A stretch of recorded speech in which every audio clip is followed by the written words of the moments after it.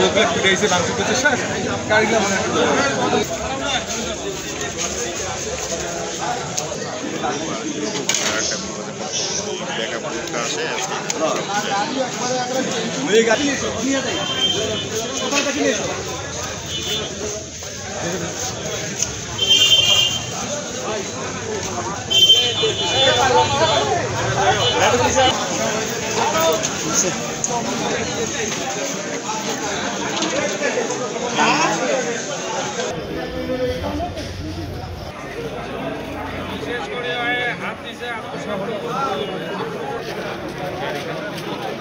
আজকে আমাদের দুজন প্রবীণ রাজনীতিবিদ, একজন হলেন আমাদের জলিল শাহ, তিনি আমাদের খানসামা উপজেলার বর্তমান আহ্বায়ক কমিটির একজন সদস্য, এবং আমাদের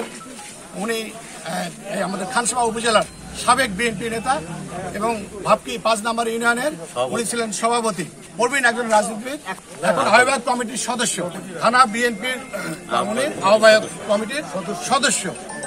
আচ্ছা, ওনাকে 12:30টার সময় নামাজের পরে শুক্রবার আজকে নামাজ পড়ার কোনো সুযোগ না দিয়ে ওনার উপরে হামলা চালিয়ে ওনাকে বিবস্ত্র করে, ওনার পাঞ্জাবি ছিঁড়ে ফেলে এবং ওনাকে যখন বাঁচাতে এগিয়ে আসে আমাদের এখানকার মেম্বার আশরাফ মেম্বার, উনি সাবেক মেম্বার একজন, উনি যখন এগিয়ে আসেন তখন তার উপরে হামলা করে তার মাথায় আঘাত করে এবং সেই সঙ্গে তার পায়ের উপরে পা ভেঙে দেয়।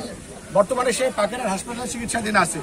আমরা এটা শোনার পরে তাদের চিকিৎসার ব্যবস্থা করার পরে আমরা সন্ধ্যায় একটু আগে আমরা প্রায় 200 জনের মতো লোক এখানে এসে প্রতিবাদ করি। আমাদের যখন প্রতিবাদ সমাবেশ শেষ হয় তখন এখানে তারা আনুমানিক 100 থেকে 150 লোক লাঠিসোঁটা নিয়ে টুইনের নেতৃত্বে এবং আখতারুজ্জামান মিয়ার প্ররোচনায়, আখতারুজ্জামান মিয়ার আজকে এখানে প্রোগ্রাম ছিল, উনি এই প্রোগ্রামে উপস্থিত থেকে নির্দেশনা দিয়েছেন। আখতারুজ্জামান মিয়া এবং তার সন্ত্রাসী বালুখোর তুহিন তার নেতৃত্বে এখানে প্রায় 100 থেকে 150 লোক আমাদের উপরে হামলা করে এখন আমরা কয়েকজন আহত হয়েছে সঠিক সংখ্যা বলতে পারছি না, কারণ বিভিন্ন দিক দিয়ে হসপিটালে এখন পর্যন্ত আমাদের যতটুকু জানা আছে যে প্রায় 10-12 জন পাকেরহাট হসপিটালে গেছে চিকিৎসার জন্য। সেখানে আরও লোক যাচ্ছেন বিভিন্ন জায়গা থেকে। আমাদের এখানে এই মাত্র অ্যাম্বুলেন্সে করে প্রায় 4-5 জন আমাদের এখানে ভর্তি আছে, তাদেরকে আমরা হসপিটালে পাঠাবো। আর এখানে আমাদের প্রায় 50 থেকে 60টা মোটরসাইকেল আপনারা দেখেছেন, সেগুলো এমনভাবে ভেঙে চুড়ে ফেলেছে যেগুলোর ব্যবহার উপযোগী নাই। এই ধরনের সন্ত্রাসী কর্মকাণ্ডের জন্য আমরা তীব্র নিন্দা এবং প্রতিবাদ জানাই।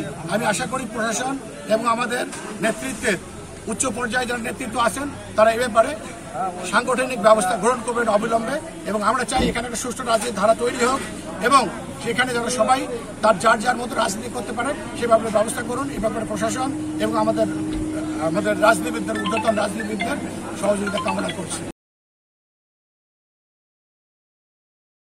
ওয়ালটন এখন দেশের সীমানা পেরিয়ে পৌঁছে গিয়েছে 50টিরও বেশি দেশে। ওয়ালটন, ঘরে ঘরে বিশ্বজুড়ে।